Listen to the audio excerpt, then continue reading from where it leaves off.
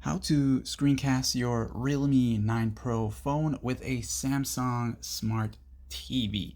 So the first thing you want to do is make sure both your Realme 9 Pro and the Samsung Smart TV is connected to the same Wi-Fi router. Next up, once you're done setting those two up with the Wi-Fi connection, just browse over to where it says screencast. You'll see a feature or an option that says screencast right there.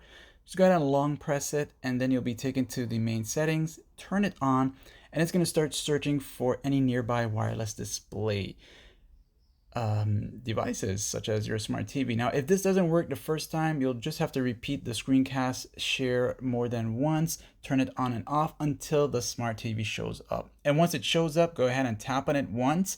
And then if you pay attention to the top right of your Samsung Smart TV, you'll see a prompt that's asking you to give permission to your Realme 9 Pro phone. You'll use your remote control for the TV to select allow.